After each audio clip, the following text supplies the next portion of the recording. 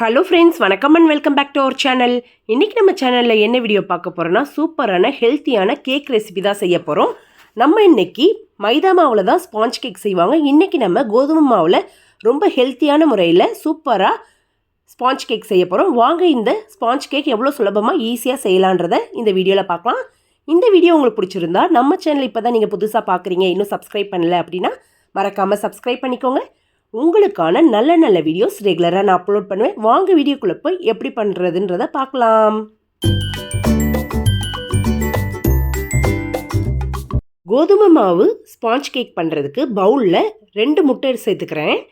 2 முட்டையை சேர்த்துட்டு பீட்டர் வச்சு நம்ம நல்லா இதை கலந்துக்கலாம். உங்ககிட்ட சப்போஸ் பீட்டர் இல்லை அப்படின்னா நீங்கள் மிக்ஸி ஜாரில் போட்டு இந்த முட்டையை ஃபஸ்ட்டு நல்லா அடிச்சிருங்க.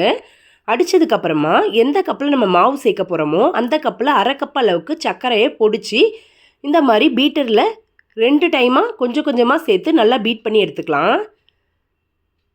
நல்லா இந்த மாதிரி பீட் பண்ணிக்கோங்க. பீட்டர் இல்லாதவங்க மிக்ஸி ஜார் கூட யூஸ் பண்ணலாம், அதுவுமே உங்களுக்கு நல்லா ஒரு ஸ்ட்ரக்சர் கிடைக்கும் கேக்கோடது. இப்போ நம்ம அடுத்து 1/4 கப் அளவுக்கு வாசனை இல்லாத எண்ணெய் சேர்க்கணும். வாசனை இல்லாத எண்ணெய்னா ரீஃபண்ட் ஆயில், ஓகே ஆயில், இந்த இது தான் சேர்க்கணும். வேறு எந்த எண்ணெய் சேர்த்திங்கனாலும் கேக்கோட வாசனை மாறிடும். நல்லா இதையும் சேர்த்து பீட் பண்ணதுக்கப்புறமா 1/4 கப் அளவுக்கு பால் சேர்த்துக்கோங்க. பால் சேர்த்துட்டு திரும்பவும் பீட் பண்ணிக்கலாம். நல்லா பீட் பண்ணி முடிச்சதுக்கப்புறமா இப்போ நம்ம மாவு பொருள் எல்லாம் சேர்த்துக்கலாம். பவுலில் 3/4 கப் அளவுக்கு கோதுமை மாவு, 1 table spoon baking powder, 1/4 table spoon அளவுக்கு பேக்கிங் சோடா சேர்த்து எல்லாத்தையும் மொத்தமாக இந்த ஜல்லடையில் சேர்த்து நல்லா சளிச்சு எடுத்துக்க போகிறேன். கோதுமை மாவு சேர்க்குறதுனால இந்த மாதிரி தூசி நிறையா வரும், அதனால் நல்லா கண்டிப்பாக நம்ம சளிச்சு தான் எடுக்கணும். நல்லா சளிச்சதுக்கப்புறமா திரும்பவும் நல்லா பீட் பண்ணி எடுத்துட்டிங்கன்னா உங்களுக்கு மாவு ரெடி ஆயிரும். வாசனைக்காக கொஞ்சமாக வெண்ணிலா எசன்ஸ் சேர்க்குறேன். சேர்த்து நல்லா மிக்ஸ் பண்ணிக்கலாம். இப்போ மாவு இந்த அளவுக்கு நமக்கு இருக்கணும். அப்போ தான் உங்களுக்கு கேக் நல்லா சூப்பராக சாஃப்டாக கிடைக்கும். கேக் ட்ரேயில் இந்த மாதிரி எண்ணெய் சேர்த்துக்கலாம். எண்ணெய் சேர்த்துட்டு எல்லா பக்கமும் ஒன்று போல் அப்ளை பண்ணிக்கோங்க. இந்த ட்ரேயில் சைட்லலாம் கூட நம்ம இந்த மாதிரி எண்ணெயை சுற்றி அப்ளை பண்ணதுக்கப்புறமா ரெடி பண்ணி வச்சுருக்கிற மாவை இதுக்குள்ளே சேர்த்துக்கலாம்.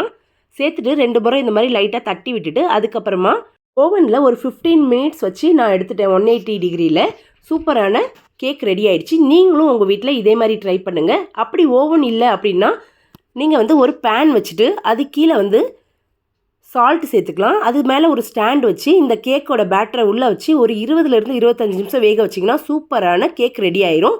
நீங்களும் உங்கள் வீட்டில் ஓவன் இல்லாமையும் செஞ்சு பார்க்கலாம். ரொம்ப சூப்பராக டேஸ்ட்டாக சாஃப்டாக கிடைக்கும். இந்த மாதிரி பாருங்கள், செம சாஃப்டாக கிடச்சிருக்கு கேக்கு.